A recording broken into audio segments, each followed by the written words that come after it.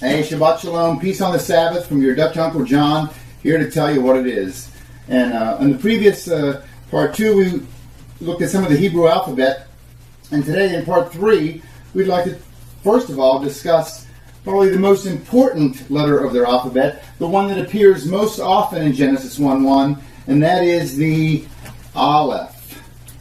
And the Aleph, we got an ABC writing tablet here, and we also have the Magnum 44 permanent marker, a marker worthy to write an Aleph.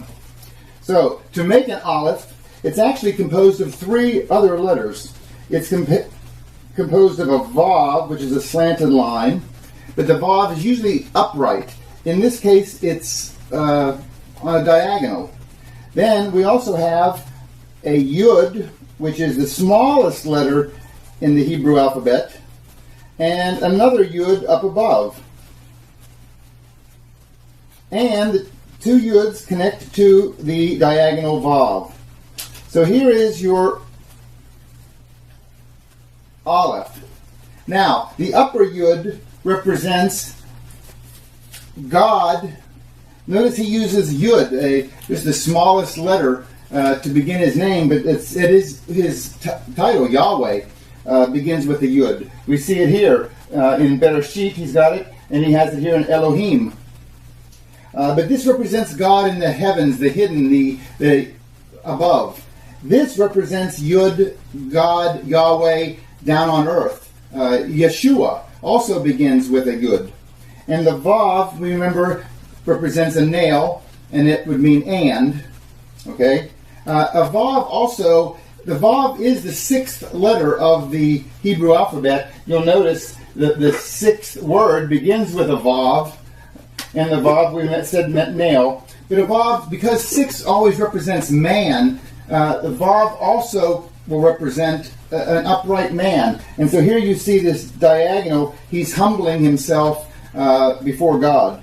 So the Aleph is the power, it's the strength, it's God, it's remember the head of the ox. He doesn't use this letter lightly. He begins the 10 Commandments with Aleph.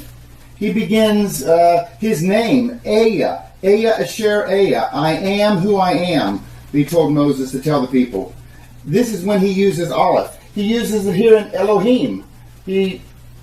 Aleph, Lamed, El. So we know very, very powerful letter. Okay, the word here Bereshit.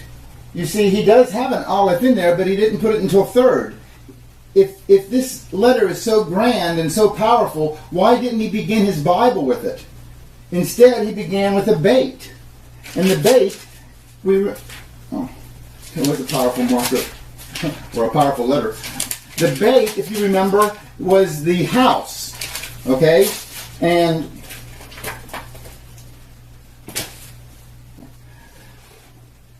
Beit is a house, and Beit also is the abbreviation for Ben, which means son of. Our second letter, Resh, we said was the head, a human head, and Beit Resh, this is Bar. Bar is the word for son, Bar Mitzvah, son of the law. When you're 13, you're now a man. You now have to follow the law. So this is Beit Resh, son. And now we have Aleph, son of God. We also have here a Shin, the letter Shin. Couldn't do this very well, but it stands for El Shaddai. That's one of God's names, God Almighty. And the priest would raise these Shin figures above his head and bless the people of Israel. So you see it's sort of the W looking, and it's the Sh sound. There's our Yud, the smallest one. The Yud, it represents a hand. Okay? And Ta. Ta is putting your mark, an X.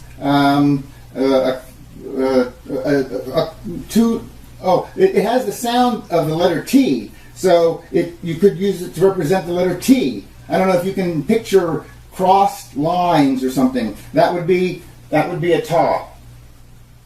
So Bereshit, in beginning. And our second word created or fattened or filled.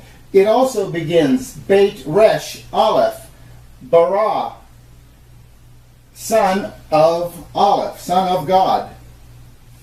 We move to the third word, Elohim. It begins with an Aleph. Notice the placement of his Alephs. Here he puts it third and third. Then he puts it first and first. And then on the end with Va'et and Haaretz, he puts it second and second. Notice it takes the first position twice, the second position twice, and the third position twice, all equally. This is pointing to his Trinity, God in three. So Elohim is Aleph and Lamed. And Aleph, we've said, represents the power, God, title.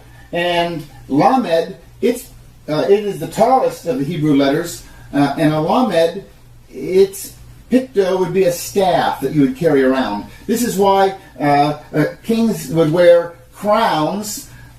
Picture the horns on the ox, the power, and they have scepters. And a scepter would be the Lamed. So here's your Aleph Lamed, L. Okay? So, if we go on to, and remember, it was pluralized, so Elohim means three or more. Very nice piece of information. We come to the fourth word, Et. This was the little word that pointed to the direct objects of the verb. So what was created? The heavens and the earth. The Vav was the and. I will tell you something clever about the letter Hey. The Hey begins Hashemayim, and the Hey begins Haaretz. And there's a Hey in Elohim's name. And the Hey is the fifth letter of the Hebrew alphabet, and it represents, this is the one that they can't define, really. It's his grace, his breath, his Hey.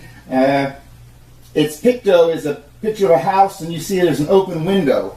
So just always remember, if you're talking about Hey, maybe open window. It means behold, behold, look. That's Hey. So, and here we have Hashemayim, which was plural, heavens, and Haaretz, the earth. There's one thing that I noticed here. He put this Et in the center, Aleph Tav. And what would the Aleph Tav, why would he begin this little insignificant word that remember, it's non-translatable, but the Jews say you can't take it out or it loses meaning. What does the Aleph Tav? Well, let's look and see what it does mean. It's the Aleph, that's the head, and the Tav. What was a Tav? The Tav was a cross. So you have Aleph, Tav. You have the head, the strength, God on the cross. This word right here represents, and remember, Aleph is the first letter, Tav is the last letter. It's the first and the last, the beginning and the end. In Greek, the Alpha and Omega, as Jesus claimed to be. Very cool. You know, in the New Testament, the Brit Hadashah, John, the beloved apostle, began his gospel by saying, in the beginning was the Word. What was the Word? And it says the Word was with God. Well, if Et is the Word, well, Et is with God. And the Word was God. Yes, notice he begins it with an Aleph. And it says the same was in the beginning with God. The same was in the beginning. So who was in the beginning? Beit Resh, the Son. The same was in the beginning with God. And it said all things were made by him. Yes, all things. The Hashemayim. You can't take Et out without, it doesn't make sense. They were made with him, made by him. And without him, not anything was made. The same with Haaretz. This Jesus, he is the Et. He's the beginning, the end, the Alpha and Omega. He is Yahweh. He is Yahweh. He is Yahweh. He is Aya. He is Aya. The I am. That's who Jesus is. Here's a better representation. He's the power He's God. He's the Et, the Aleph Tav. And he's where? He is also I am. And we don't put the I because there is no I in team. Anyway, God bless. Thanks for watching. And hope to see you next time. But part 4 of In the Beginning. Shabbat Shalom.